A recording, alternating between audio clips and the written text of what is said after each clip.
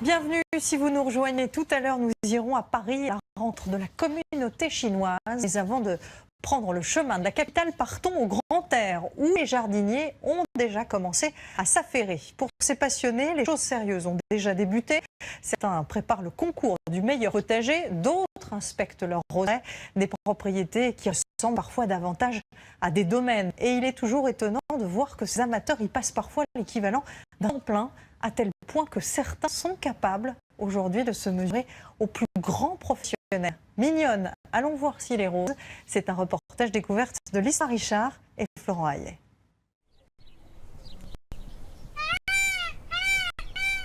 Oh ben il y a Peter. Ce pan il s'appelle Peter Pan. C'est très coquin. Oh j'adore cette rose. C'est une rose ancienne qui s'appelle Rosemary Vio. Elle est très rare. Et elle a eu le bon goût de grimper sur cet arbre. Un jardin de contes de fées, sorti tout droit de l'imagination de Patricia Legnaud. Il y a 25 ans, la propriétaire a eu le coup de foudre pour cette forteresse du XVe siècle en Touraine et son parc de 6 hectares. Il n'y avait pas du tout de jardin. C'était vraiment un parc qui est abandonné depuis 80 ans. Et donc, il n'y avait que des herbes dites indésirables. Année après année, la famille Legnaud restaure le domaine et crée 14 jardins. 4 jardiniers travaillent à demeure toute l'année. Michel, essayez d'attraper celle qui part vers la gauche. Faites-le si c'est pas risqué, hein, autrement tant pis. Hein.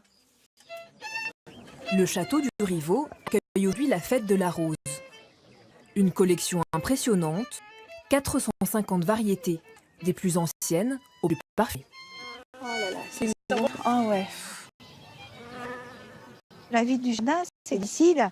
Tous les jours, il y a des remises en question, il y a des qui meurent. C'est une lutte. Très souvent la nuit, je pense, qui va gagner, lui ou moi? Donc j'espère que ce sera moi. Comme Patricia, de nombreux Français luttent sans relâche pour transformer leur jardin en un lieu extraordinaire. Pendant plusieurs mois, nous avons suivi quelques-uns de ces passionnés.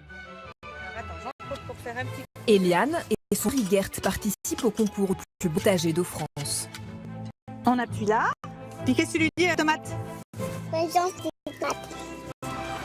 Mais le jardin est menacé par de redoutables envahisseurs.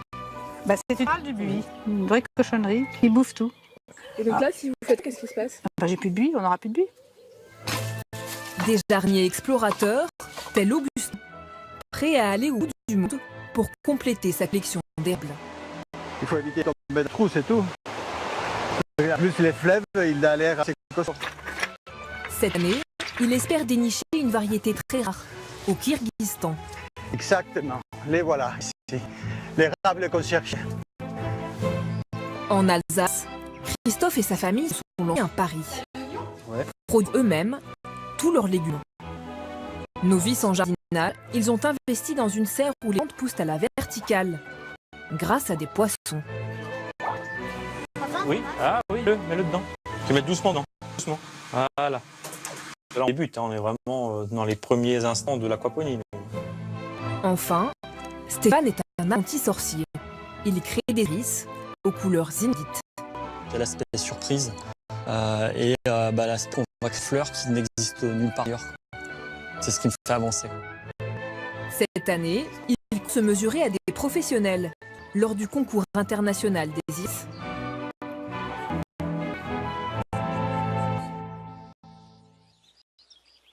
Pour avoir un beau jardin, il faut préparer la terre dès l'automne.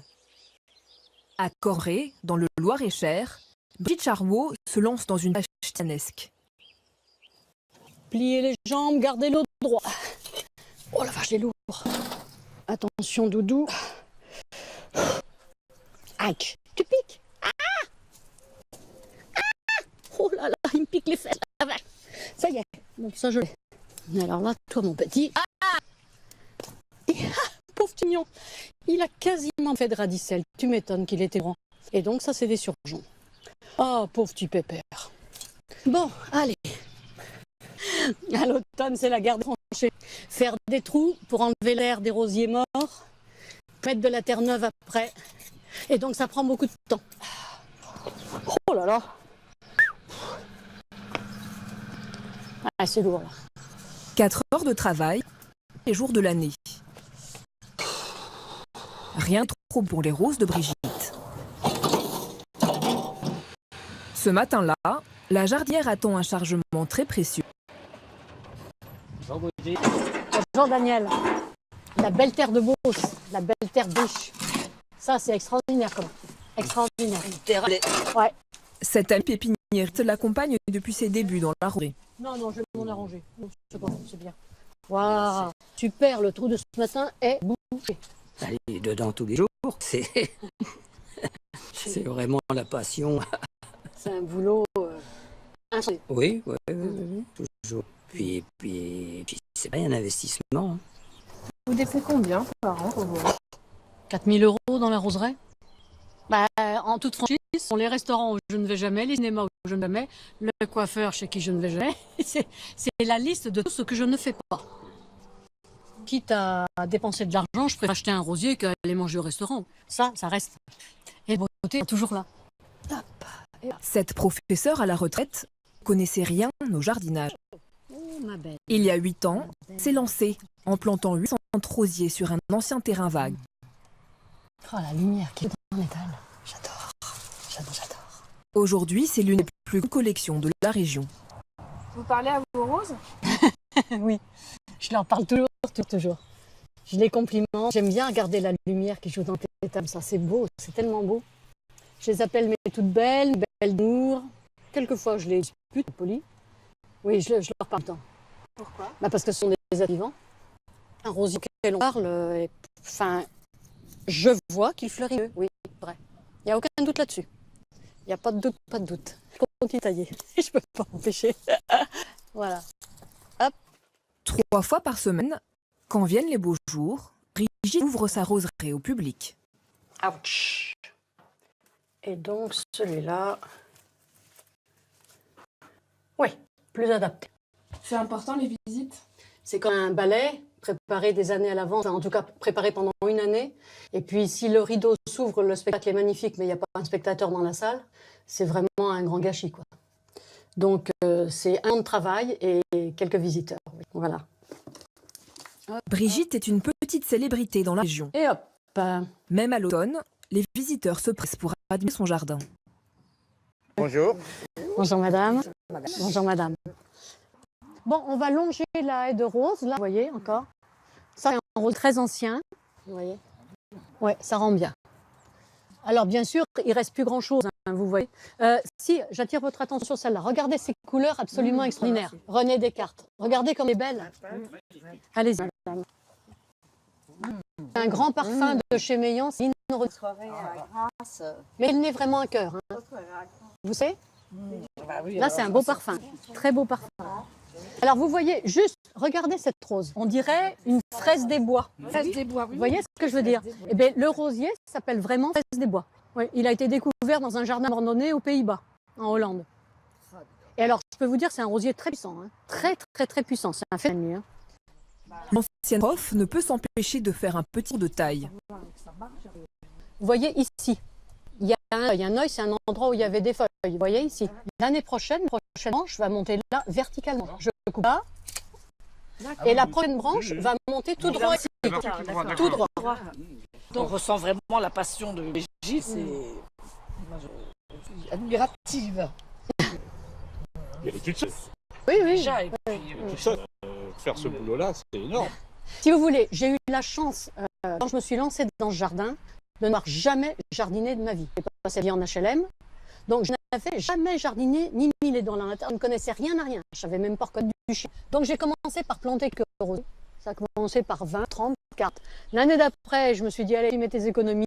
On est passé à 100, et puis 200, et puis je me retrouve avec du 130. Bon, heureusement que c'est complet, parce que c'est fini. Oui, c'est clair. Très bien.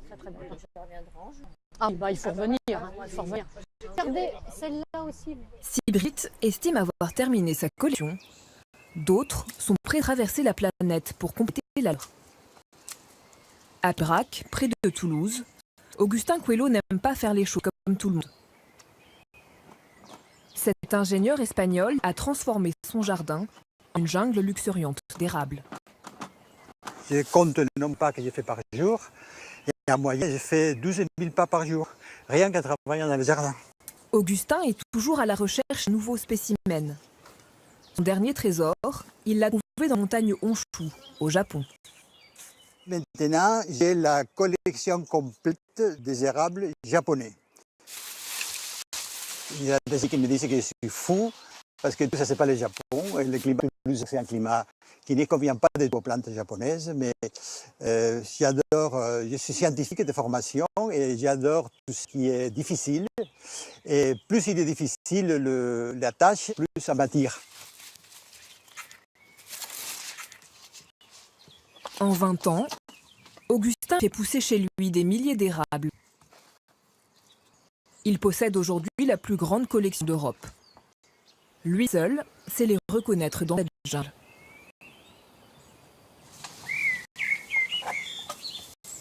Ici, on a Koto Hime. Les feuilles sont toutes petites. C'est comme des petites étoiles qui apparaissent dans les branches et dans les troncs. C'est trop mignon. Il y a 600, 700, ça dépend comment les jours on les compte. C'est difficile à dire. Et si on compte tous ceux qui sont petits dans les pots, il y a des milliers.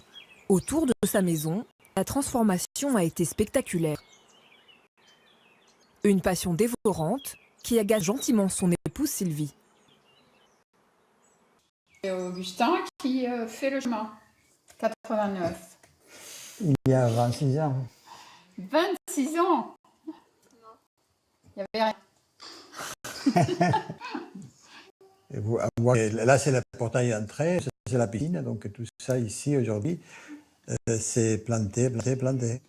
Avant, on pouvait descendre 2 voitures au garage et tourner. Donc. Maintenant, on peut descendre 2 vélos. Maintenant, on peut descendre 1 vélo à la fois. Ça a été crescendo et après, c'est devenu envahissant, on va dire. J'attends la prochaine étape où les plantes vont aller dans la salle à manger. Non. C'est une belle passion quand même. Hein. Pas négatif, mais je veux dire, ça occupe tous les moments de la vie. Donc, c'est pas... C'est jamais fini. C'est jamais fini. Voilà. Pour sa quête sans fin des érables, Augustin a déjà fait plus de 20 voyages. Cette année, il a repéré en Asie centrale une variété qu'il ne possède pas encore. Acer semenovi, il n'est pas très connu, donc il y a quelques livres dont ils en parlent. Voilà, donc c'est celui-ci qui est là. Acer tataricum, subespèce semenovi. On le trouve en Afghanistan du Nord et dans les Kyrgyzstan. Aujourd'hui, il est impossible de les retrouver où que ce soit au niveau de l'Europe ou des États-Unis. Personne ne les propose en vente. Donc pour le voir, il faut y aller. D'ici quelques jours, Augustin embarquera pour le Kyrgyzstan dans l'espoir de rapporter une nouvelle reine. Stéphane Boivin fait lui aussi des kilomètres pour dénicher la plus belle fleur. Je crois que c'est là. Expert comptable, il est aussi un grand passionné d'iris. Ouais, ça va être assez sinueux. Il y a des routes où on passe pas 2 voitures fois. Après 3 heures de route, il arrive chez un producteur, dans le sud de l'Ardèche. Ah, il a réimplanté, mais c'est le bout qu'il a fait, c'est hallucinant. Au détour d'un virage, une dizaine d'hectares d'iris, de toutes les couleurs, à peu de vue. Ah non, c'est le pic de la floraison. Ça sent super bon. C'est le moment dans l'année qu'on manque pas, quoi. Le propriétaire du champ est un collectionneur passionné, l'un des plus grands spécialistes du sud de la France. Bernard, comment vas-tu? Comment, Stéphane, ça va? Ouais, ça va. Bon, on tac. Voilà. Stéphane doit repérer le plus beau spécimen. Alors, Les variétés les plus récentes, elles sont fond là-bas. Donc là, c'est plus les anciennes dans Oui, les... les plus anciennes. On va passer à plus rapide. On cherche les meilleurs parents. C'est un peu dans le monde hippique. Il y a des bons génieurs, il y a des bons étalons, des iris, pareil. C'est-à-dire qu'il y a des iris, on sait qu'ils vont avoir une bonne ascendance, quoi. Qui vont donner des bons gènes, des iris qui poussent, des iris bien branchés, etc., quoi. Il y a un gros nord. Stéphane et Bernard sont ce qu'on appelle des hybrideurs. Ils ne sont que quelques dizaines en France. Leur passion est de créer de nouvelles variétés d'iris. C'est... Louisa Song, ça. Non, c'est le père de Louisa Song. Ça, c'est Tour de France, ça. Ouais, Tour de France, je l'ai reconnu. Un géniteur de première classe. Oh putain. Bon appétit. Bon appétit. Parmi les milliers d'iris au nom étrange, il faut avoir l'œil. Et là, c'est Jurassic Park. World with End, il est pas mal celui-là. Attends, je vais le noter. Il pousse bien ou pas celui-là? Ah, ici, il faut parler anglais. Hein. Il y a que beaucoup d'iris australiens ou américains. C'est quoi tes plus beaux? Ils sont où tes plus beaux? On va les hybrider. Mais mes plus beaux, attends, bouge pas. Celui que j'avais repéré ce matin, il est par là, je sais pas où. Ah, il est là. Mais tiens. Wow. Ah, il est joli. Ah, ça. Joli. Stéphane veut croiser cet iris avec un autre, dans l'espoir d'en améliorer la texture et la couleur. Alors, l'étamine, donc où il y a du pollen, donc sur la fleur qui va être le père. Et on va l'appliquer, donc là, ça va être la mère. Et on applique le pollen. C'est vraiment le geste de l'insecte. On va prendre le pollen fleur et on va le déposer effectivement comme l'insecte qui se poserait en fait. Avec ses pattes, il aurait du pollen sur ses pattes.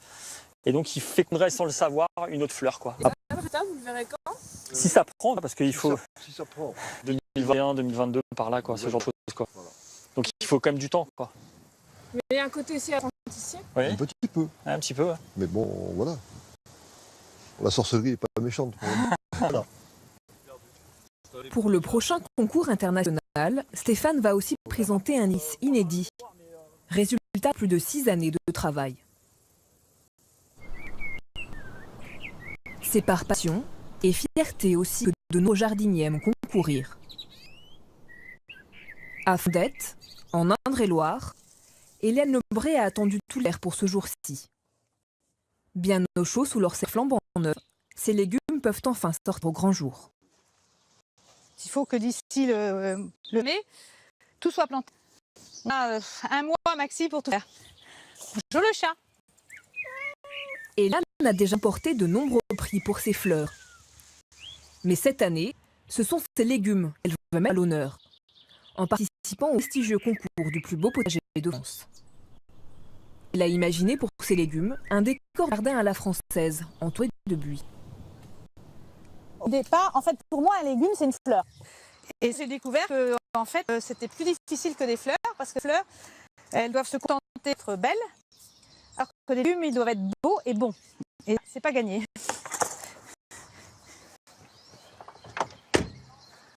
Hélène compte sur les conseils de son ami, Salut Gérard. Bonjour. un horticulteur à la retraite.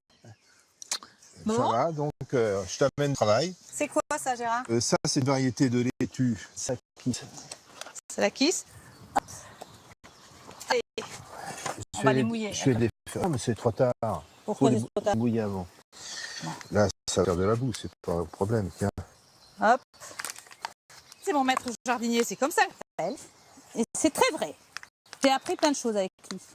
Et l'élève n'est pas toujours très discipliné. T'arroses au pied. Et pourquoi? Parce que faut que ça Oui, mais je veux dire...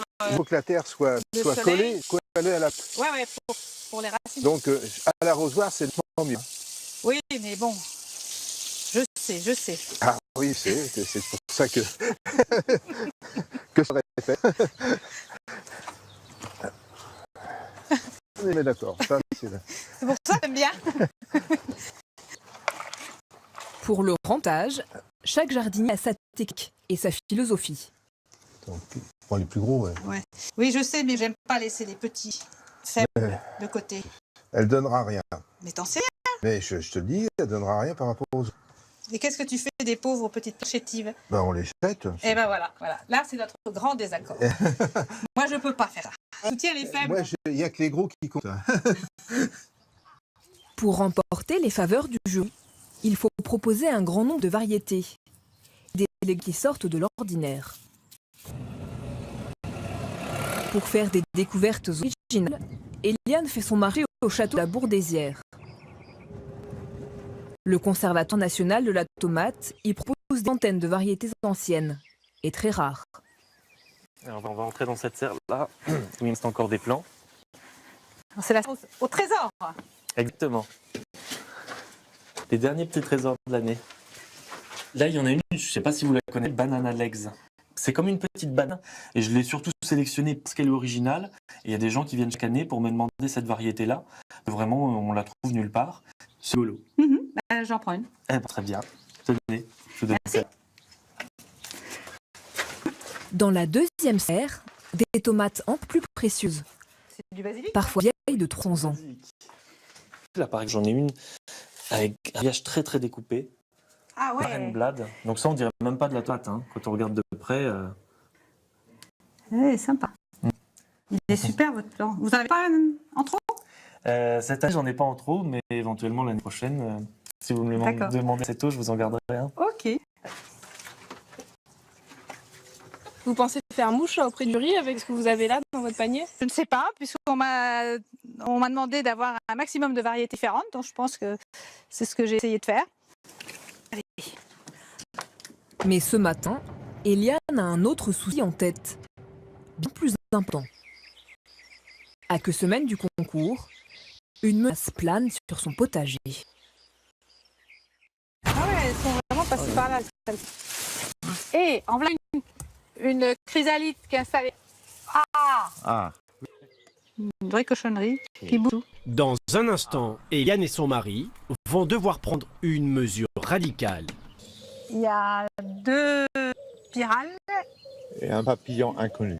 Ouais, en 2-3 jours. Donc on va voir la semaine prochaine combien il y en a. 7, 8, 9 boutons. Donc ça c'est bien. Ça c'est bien. Quant à Stéphane, il va présenter les plus beaux iris à un concours international. 2 ans de travail, jugé en quelques minutes.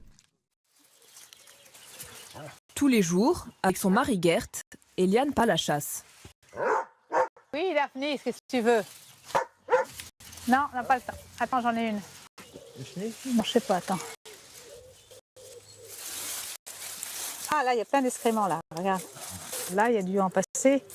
Là, il y a toute une tranche bien mangée. Ah ouais, elles sont vraiment passées par là, ces saletés. Et en voilà une chrysalide qui est installée. Oui. L'agresseur, c'est la pyrale du buis, un papillon venu d'Asie. Le cauchemar de nombreux jardiniers. Une vraie cochonnerie qui bouffe tout. Et donc là, si vous faites rien, qu'est-ce qui se passe? Ah bah j'ai plus de buis, on n'aura plus de buis. Il faut pas longtemps, hein. Bon, toi, tu vas pas. Moi, Pour s'en débarrasser, pas de pesticides. Il y a un trou là-bas.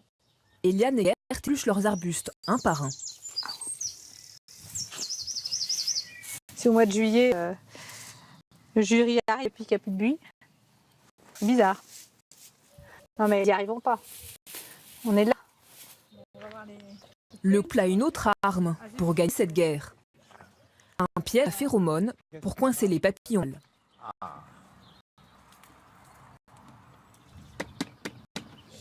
Il y a 2 spirales. Et un papillon inconnu. Ouais, en 2-3 jours. Donc on va voir la semaine prochaine combien on va en avoir. On prend notre produit de la chasse. Il y en a un qui... La chasse maigre. Pourront-ils tenir ces envahisseurs à distance au concours? On passe plein pour en avoir trouvé plus. Pas moi.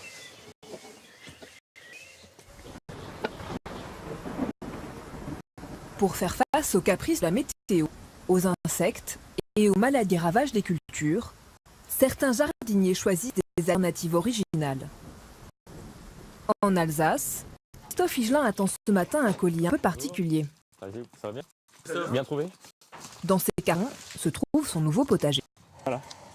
Une serre en kit qu'une équipe de 4 personnes va atteler à monter. Ça commence en forme déjà? Des panneaux solaires et surtout des bassins à poissons. Grâce à cette serre originale, Christophe espère se réconcilier avec l'ardinage après une mauvaise expérience l'année passée. J'ai planté une trentaine de pieds de tomates et de toutes sortes. Et nous sommes partis en vacances 15 jours. Elle doit attraper le mildiou et c'est irrécupérable.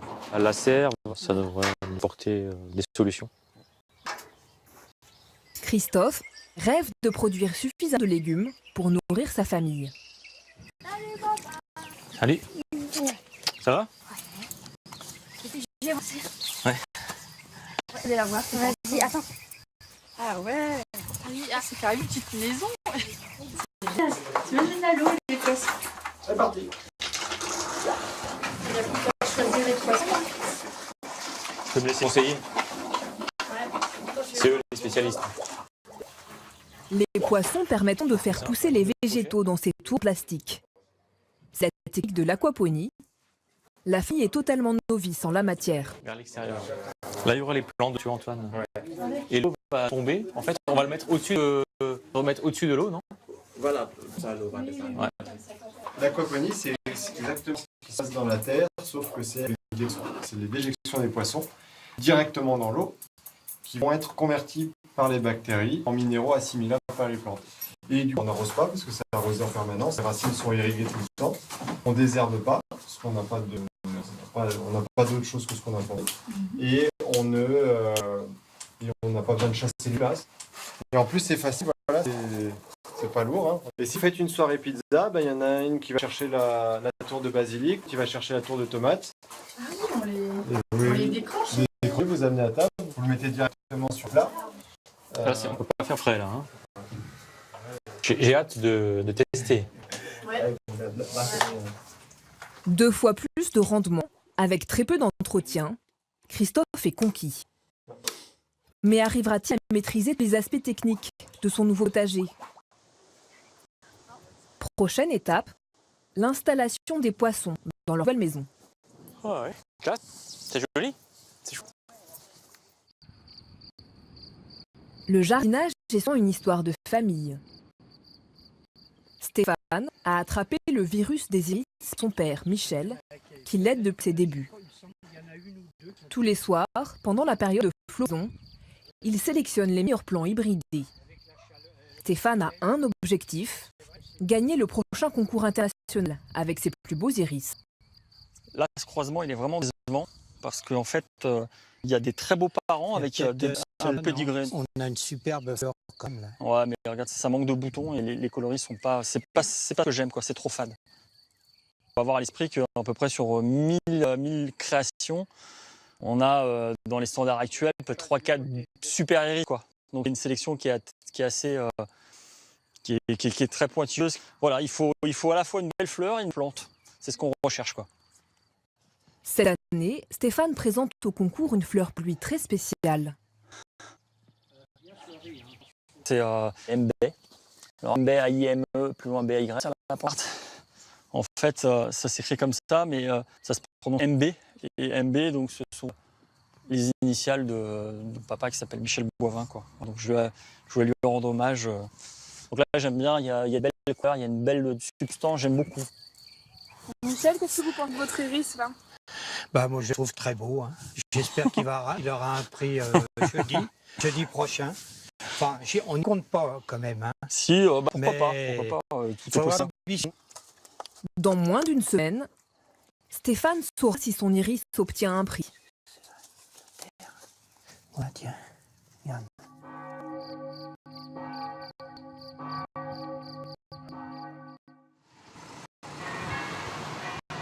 Ouais, j'espère que ça va bien se passer, qu'ils se seront bien développés. Ça va être la surprise un petit peu. Stéphane et son père sont anxieux, car leurs iris sont poussés loin de leur jardin, à Pi. Le concours a lieu au Parc Floral, dans le bois de Vincennes, et regroupe des professionnels du monde entier. Je regarde si je repère de loin. Stéphane est l'un des rares amateurs à participer. Cette année, il présente 4 iris au concours. Plantés il y a 2 ans, c'est la première fois qu'il les voit fleurir. Ah, ça y est, j'en ai repéré. C'est délectation. Ah, c'est le fameux rose. Ouais, beau. J'aime bien. Il y a une belle coccinelle en plus là. Première réussite et première déception. Alors là, il y a eu un problème. Il y a un pied qui a disparu, qui est mort.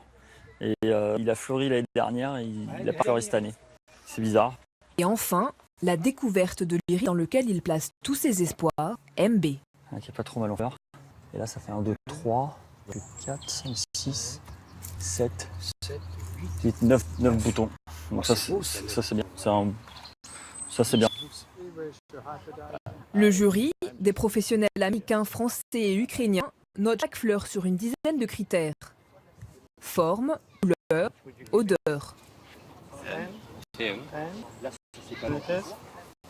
Stéphane retient son souffle et juge s'approche de son plus bel iris.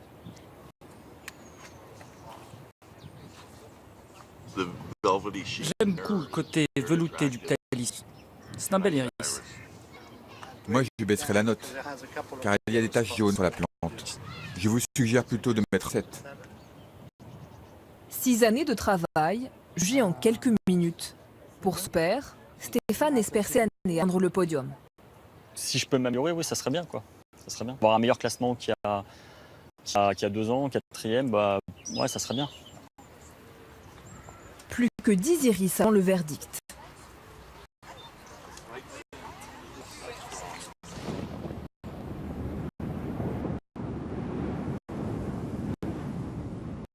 À Corré, dans le Loir-et-Cher, la roseraie de Brigitte devrait être à son apogée. Mais un orage a gâché le spectacle. La jardinière n'a pas une minute pour se reposer. Ah là, il y en a plein coupés, il y en a plein coupés. Oh. Allez, viens par là, toi. Viens par là, toi. Faut que je les ramasse parce que sinon, ça fait vilain et massif après. Oui, mais je vais pas. Ah, je vais pas réussir à le choper. Ah, mon Dieu, je suis accrochée de partout. J'ai eu peur. Il y a vraiment le vent a soufflé très, très, très, très fort. Oui. Ben oui, j'avais énormément de rosiers fleuris, dont 5 qui ne fleurissent que pour 15 jours, 3 semaines. Et là, les roses sont tombées. Enfin, si vous regardez tout dans les massifs, il est tombé des pétales. Enfin, il a neigé des pétales. C'est assez désolant. Il y aurait un mariage dans le coin, dis donc, c'est toute l'affaire. On continue. Je vais passer par là. Attends, Doudou. Je secoue la pluie gentiment. Faut faire tout doucement comme ça quand on secoue l'eau, parce que sinon, tout peut tomber.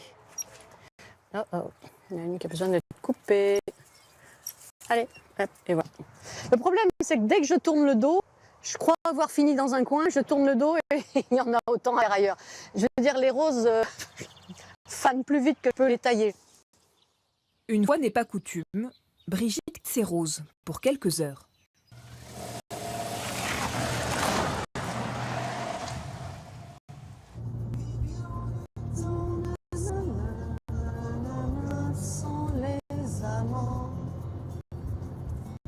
Je ne pars jamais plus d'une journée, c'est le grand maximum. Non, non, je ne peux pas laisser mes roses. 1, parce que j'y suis très attachée. 2, parce qu'il pourrait y avoir un orage ou un coup de chaleur, je ne sais pas. Et puis, encore une fois, c'est une responsabilité que j'ai prise d'être au service de mes roses. Donc, je ne peux pas et je ne veux pas les laisser.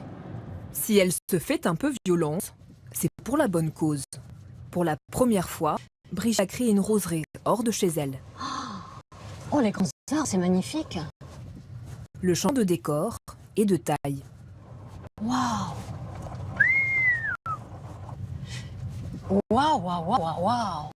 Ah oui, là, c'est un vrai château. Là. Oui, ça, c'est plus un petit manoir. Bonjour Brigitte. Bonjour. Content de te revoir. C'est toi aussi. Bonjour. Ça va? Moi, je m'appelle Rose. Ah, c'est mignon. Oui, c'est vrai, la rose de Cormeray. Les propriétaires du château ont rencontré Brigitte lors d'une visite. Très impressionnés par son travail, ils veulent des roses pour embellir leur chambre d'hôte. On voudrait faire quelques ronces. Oui. Gloriette. La gloriette. Mais alors attends, je vais regarder quand même l'ombre parce que il faut quand même que les rosiers aient le soleil 4 heures par jour minimum. Quoi. Oh, il y a plus que ça. Oui, si tu veux, j'ai une idée en tête là comme ça de 4 rosiers. Serge et Luis viennent tout juste d'acheter le domaine et veulent entièrement réaménager le parc. Oui. Combien d'hectares il y a, tu m'avais dit? Nous, on a 4 hectares. 4 hectares. Oh la vache. Il y en a 15. Oh ah oui. C'est juste cette partie-là qui est. Là où il y a le soleil. Ici, là, il y a une trouée. Voilà. Là où il y a ah oui, d'accord. Là. Bah, Je vais vous parler comme si c'était chez moi. Il pourrait y avoir un très beau massif ici, mais je ne mettrai pas des petits rosiers. Je mettrai des grands rosiers arbustifs, des grimpants non plus, des grands rosiers arbustifs, des gros pépères qui font... Est-ce que là, ça suffirait? Non, ça ferait ridicule. Non, si c'est Des gros rosiers comme ça, non. Deux gros pépères? Non, non, non, c'est ridicule. Non, c'est pas la peine. 3 gros pépères? 4 gros 5 gros pépères. 5 gros pépères minimum. Pour les gros pépères, c'est le minimum. Donc je pars de là. 1, 2, 3, 4, 5, oui, comme ça, voilà. J'aime tellement les rosiers que mettre des roses ailleurs chez quelqu'un, et surtout chez personnes dont je sais qu'elles vont s'en occuper, oui, c'est touchant. Parce que c'est créer de la beauté ailleurs. Enfin, le lieu n'a pas besoin de beauté, le château est magnifique, le parc est sublime, mais ça va être des touches de couleur en plus, ça va être de la magie en plus. On est fierté de savoir que c'est Brigitte qui les a faites. C'est très joli chez elle, on revient à avoir la même chose chez nous. On va avoir un petit bout de Brigitte à la maison. Pour moi, Brigitte est une professionnelle. Elle dit non, mais pour moi, c'est une professionnelle. Pour la plantation des rosiers, le rendez-vous est pris dans 4 mois. En Alsace, pour les débutants de l'aquaponie, c'est le grand jour. À 3 semaines de mise en route, Christophe et son fils Antoine peuvent planter leurs légumes. Voilà, on va ouvrir aujourd'hui. Tu sais ce que c'est ça comme plante? Des fraises. Non. Je pense pas un C. Je sais pas. Sans. Ça te donne pas une idée? Je vois pas. C'est des cornes. Il faut bien donner la racine. Voilà, tu les étales bien. Tu refermes. Vas-y, je te laisse faire. Pas de terreau, les racines poussent sur une plaque de feutre, entourée de mousse en plastique. Les cornichons sont ensuite pendus à la verticale. C'est petit. Jardinage moderne. Un travail avant, puis après plus rien. Et récolter quand même. Pour que les plantes poussent, encore faut-il y installer des poissons, la base de l'aquaponie. Pour ces bassins, Christophe ne veut pas de poissons rouges. Il a prévu une partie de pêche avec ses enfants dans un étang des environs. Tu aurais pêché, Antoine? Ouais, je vais tout pêcher. Je vais rien laisser.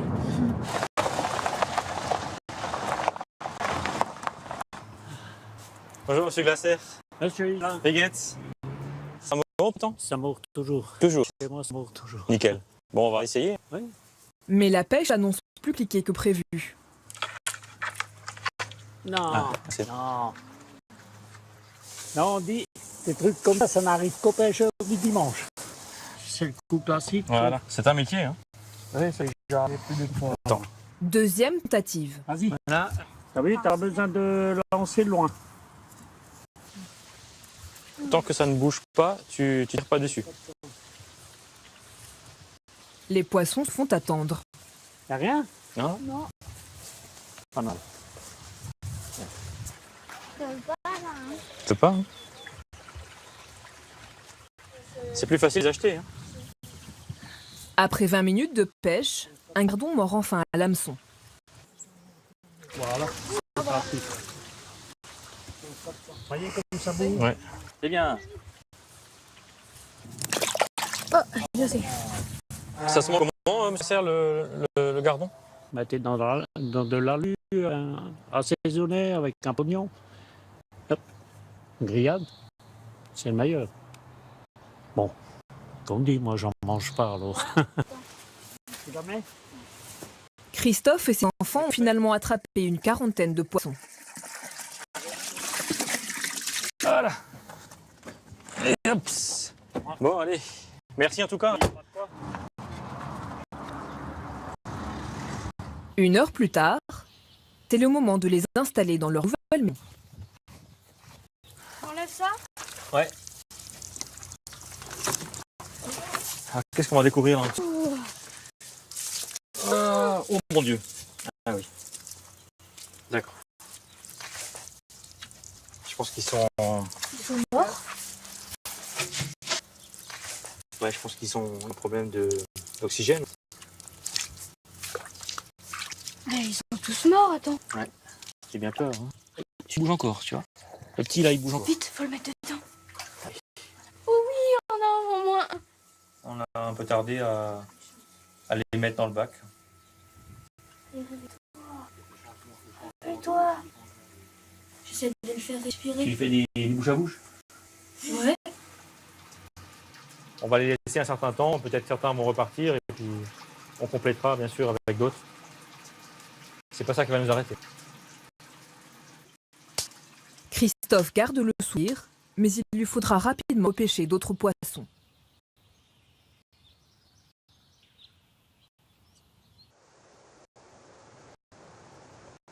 Pour la passion des plantes, certains jardiniers sont prêts à aller au bout du monde.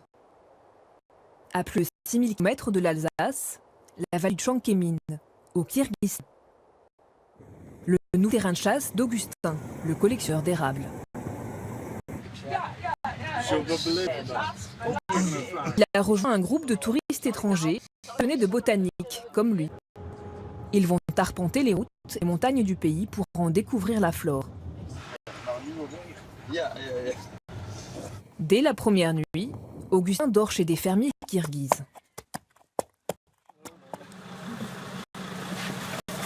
Bonjour, bienvenue dans ma maison. Le rituel d'accueil est destiné à chasser les mauvais esprits. Je crois que c'est moi le mauvais esprit. J'espère vraiment pas. Sinon, Dieu sait ce qu'on va devoir faire de vous.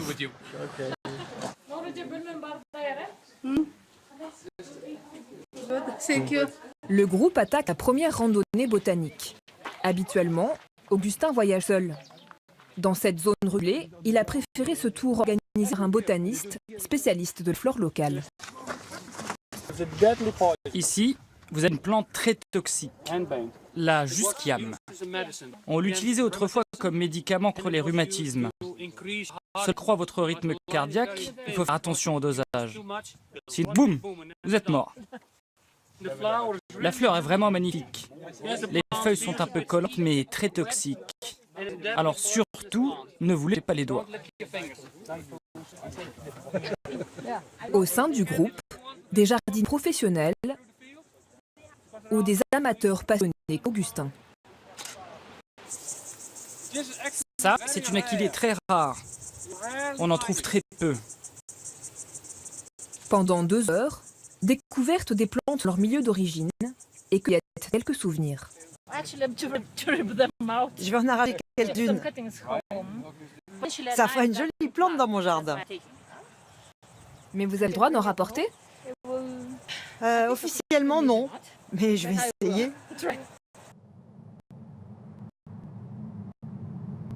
Une de marche pour atteindre le pied des montagnes Tian Shan, les monts célestes en Kirghizie. Une nature très préservée, à la flore exceptionnelle. Augustin n'a pas encore trouvé d'érable, mais il n'est pas déçu du voyage. Ah, ça c'est les paradis. C'est très rare parce que ici c'est un coin où il n'y a pratiquement pas de troupeaux et on a toutes les fleurs sauvages qui poussent. C'est fantastique. Manque les érables, la haute montagne qu'on fera plus tard. La journée s'achève par un dîner kirghize, une yourte traditionnelle. Demain, Augustin poursuivra seul la quête de son érable rare. Thank you.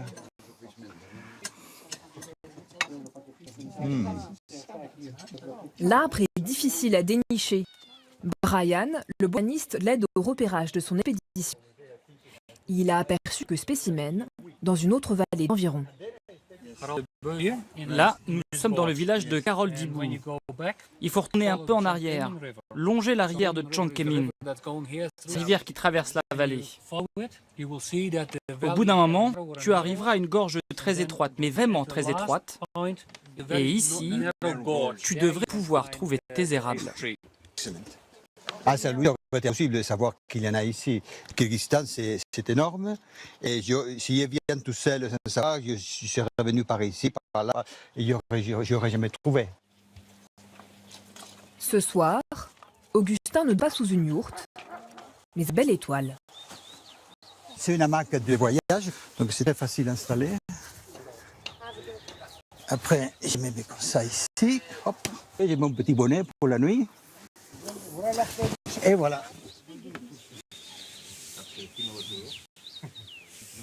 Une bonne nuit de sommeil avant de dénicher peut-être la perle rare.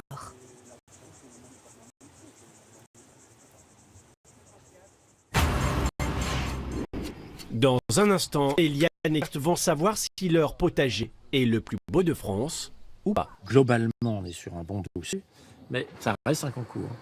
Chaque point compte. Alors, faut que je prenne des bêtes pour maman, elle veut des bêtes. Tu vois, c'est ça les bêtes. Et en Alsace, malgré quelques déboires avec les poissons, l'ami Higelin va tenter de récolter ses premiers légumes. À un moment donné, ça prenait pas du tout. Après, c'est parti d'un coup, mais vraiment, c'est impressionnant. Au revoir, bonne chance. Le lendemain matin, Augustin quitte le groupe pour partir seul à la recherche de son érable. Selon le guide, il se trouverait dans cette gorge reculée, le long de la rivière Ankémine.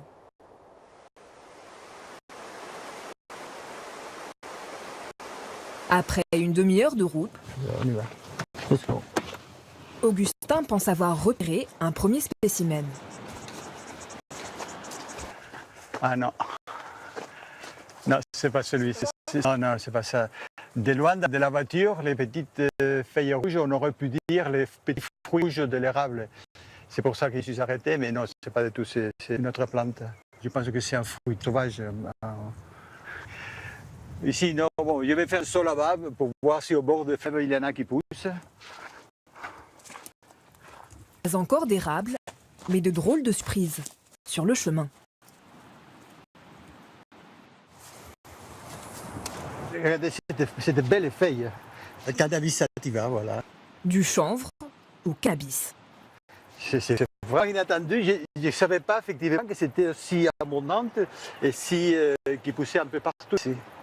C'est curieux là. Mais ça, faut pas le ramener à la douane France, non?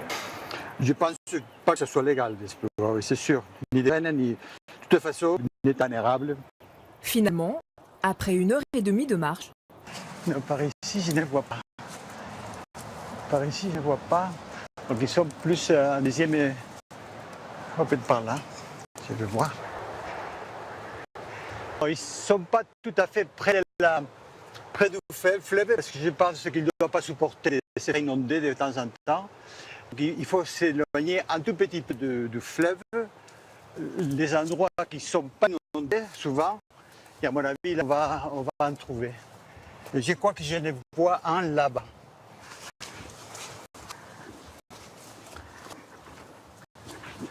Ah, je crois que c'est bien ça. Exactement, les voir ici. L'érable qu'on cherche. Voilà. Donc c'est la serre Semenovi. Il est très joli, regardez les petites feuilles découpées. Et pourtant, il a l'air quelconque comme ça, cet érable. Oui, c'est vrai qu'il n'est pas rouge maintenant, il n'est pas de joli, mais il est beau, il est unique. Et surtout, quand je l'aurai chez moi, chaque fois que j'ai regardé, je vais voir tout de suite les images de cet endroit magique où je l'ai trouvé. Il faut faire ce type d'exploration pour pouvoir les sentir vivre. Mais ici, il n'y a pas de fruits. Augustin a trouvé ce perle rare, mais il lui faut encore récolter des graines pour les planter dans le jardin toulousain. Ah, voilà, bel spécimen ici. Là, on les voit bien. Donc là, je vais prélever quelques graines.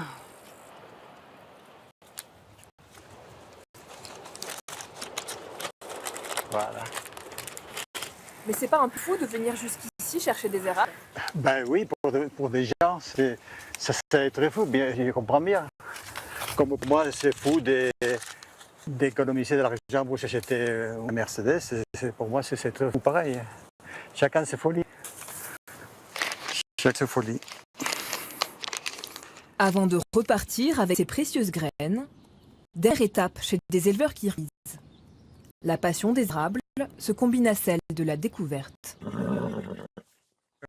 Comment s'appelle votre boisson? Camis. Camis. Excellent. Ça va me faire du bien, à peine journée de marche. Le temps de partager la boisson traditionnelle kirghize, un verre de lait de jument fermenté. Là.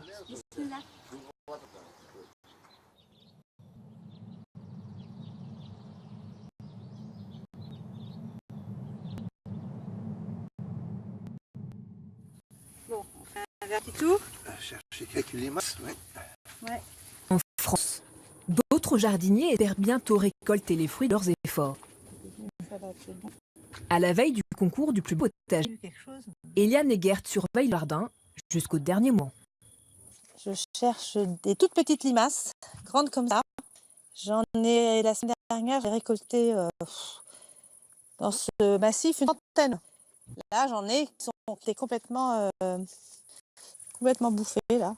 Il n'y a plus rien. Pourquoi c'est la chasse nocturne là?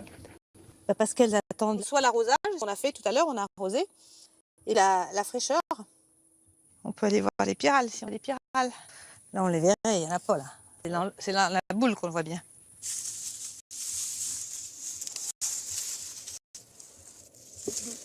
Limite, tout est amplifié. Donc, c'est vrai que je m'en fais beaucoup plus la nuit en pensant aux chenilles qui peuvent éventuellement être sur lui que dans la journée ou si elle est bleue. Enfin bon, c'est à la limite du maladif des fois. Mais c'est une obsession pour moi positive. J'en ai besoin. D'ici quelques heures, Eliane saura si travail acharné à payer. Le lendemain matin, le couple met la dernière main au potager avant l'arrivée du riz. J'ai vu une saleté là, une feuille jaune. Eh ben c'est pas, faut l'enlever. Hop. Et... Ok, c'est à peu près bien. Je peux peut-être rajouter que poil de mon chien. Pour le concours, tout le monde est mis à contribution. J'ai entendu parler de ça avec les cheveux. Des cheveux mains. Donc je me suis dit, bon, il y a toujours plein de poils de mon chien. Oui. Ouais, voilà. C'est beau. Hein? J'espère que l'odeur du chien va effaroucher un peu les parasites, les pigeons. C'est la touche Eliane, voilà.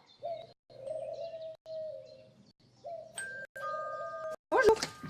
Madame le bonjour. Vous avez trouvé facilement? Très facilement.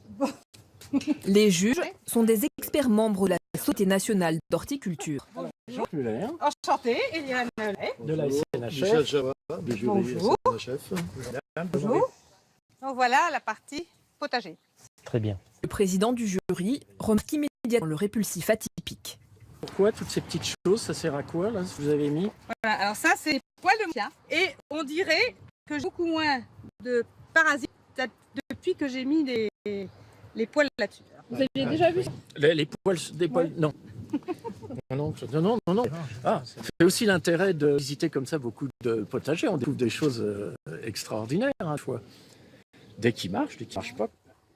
Diversité de culture, techniques de jardinage, esthétique. Le potager est examiné sous toutes ses coutures.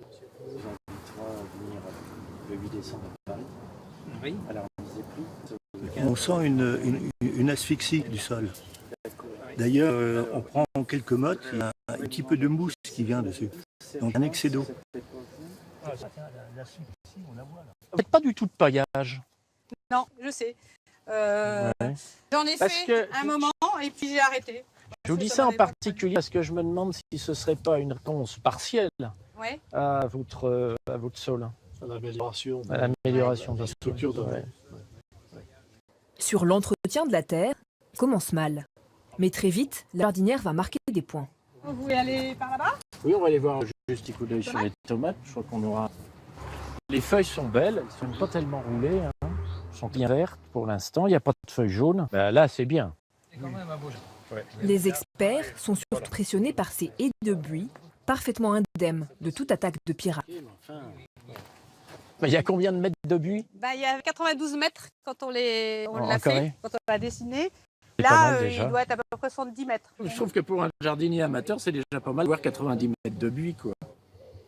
Après 1 heure de visite, délibération. Sur l'esthétique, là, on est l'esthétique au maximum. Voilà, l'esthétique, là, 3 sur 3. Pour améliorer, on va dire, à mon avis, je pense quand même un petit peu un manque de fertilisation et puis un petit manque au niveau curiosité vers des légumes un peu différents. Globalement, on est sur un bon dossier, mais ça reste un concours. Ça compte. Avec 17 sur 20, Eliane sera peut-être classée parmi les meilleurs. Mais le jury a encore une trentaine de potagers à voir. J'espère quand même être récompensée. Voilà. Ah, je m'avance pas là. Qui est au courant? Oui. Bonne réflexion maintenant, hein. Au revoir. On aura peut-être l'occasion de se revoir si on est dans le coin. 3 mois plus tard, Eliane obtiendra finalement le 2e prix. À Paris, c'est bientôt l'heure de vérité pour Stéphane, le passionné d'iris. Votre attention, s'il vous plaît. Donc, nous allons procéder à la distribution des prix à la suite du concours France Iris 2017. 4e du dernier concours, Stéphane va cette année atteindre le podium. 6e place, Richard Cailleux avec Cigario. L'iris nommé en hommage à son père Michel lui portera silence. À la 2e place, c'est Ike Désert pour l'hybrideur Kiss Keppel. Donc pour Kiss Keppel. Voilà. Et donc le vainqueur, Derek Cyber de la République tchèque avec l'iris Chacha. Voilà. Pas dans le classement, donc c'est un concours, hein, c'est assaisonnement, mais voilà. C'est le jeu, c'est un concours, quoi, donc il faut savoir accepter la décision du jury. Stéphane n'a pas le trophée qu'il espérait, mais il reste une catégorie, celle des meilleurs hybrides de France. À la 3e place, Stéphane Boisvert avec l'iris Délectation. Si monsieur peut bien avancer. 3e créateur français. Pour le père de Stéphane, c'est malgré tout encourageant. C'est une belle aventure, on n'a pas que ça. Et c'est une belle aventure qui va continuer. Toujours accompagné de son père, il va poursuivre sa quête de l'iris parfait. En Alsace, c'est l'heure des premières récoltes pour la famille Higelin. Qu'est-ce que tu aimerais comme légumes? Tomates. Alors, faut que je mette des bêtes. Maman, elle veut des bêtes. Tu vois, c'est ça, les bêtes. Celle-là, elle veut pas. Si, comme ça. Il y a un sens, et ça vient tout seul. Voilà. Chou calé, salade. Ouais. Après début difficile, le potager aquaponique semble bien parti. Les jardiniers novices sont plus à l'aise et les poissons en pleine forme. À un moment donné, ça prenait pas du tout.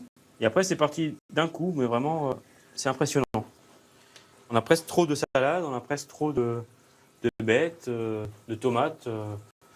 Alors ça, c'est du cresson. T'as vu comme ça poussé? Ça fait comme des lianes.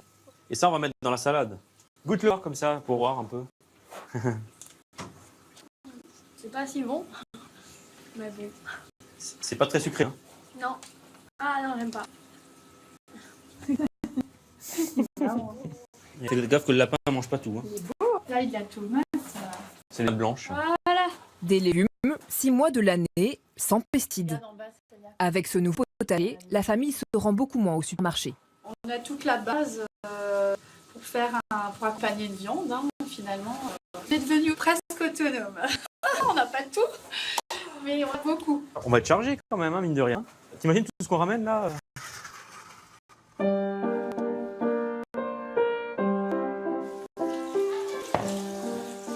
Pour moi, c'est du bio, mais qui est du bio ultra frais. C'est l'anti-fast food. Au menu, poêlée de blettes aux tomates et lardons. Récolte.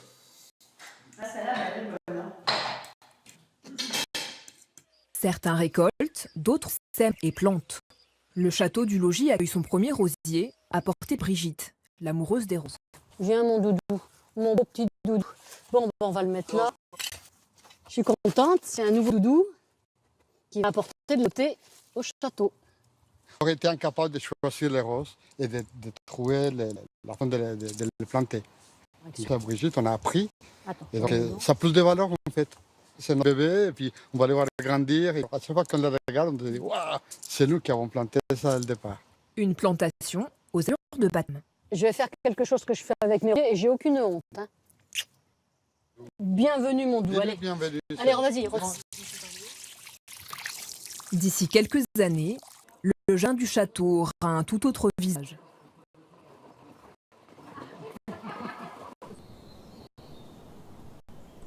À Pibrac, près de Toulouse, les érables ont revêtu leurs habits d'automne.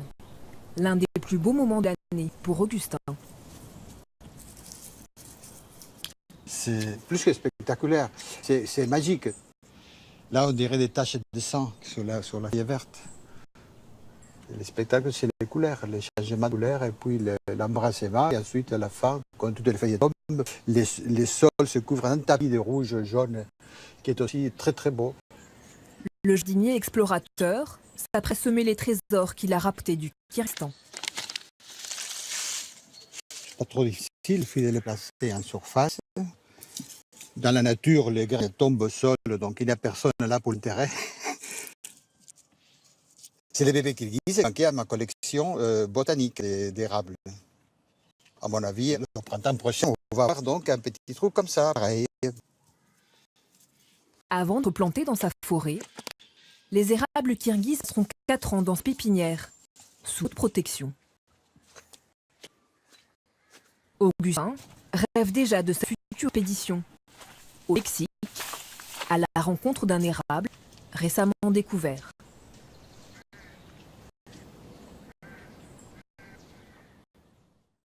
Et restez avec nous un instant, nous partons à la rencontre des Chinois de Paris, une communauté discrète et méconnue, forte de plusieurs centaines de milliers de personnes. À tout de suite.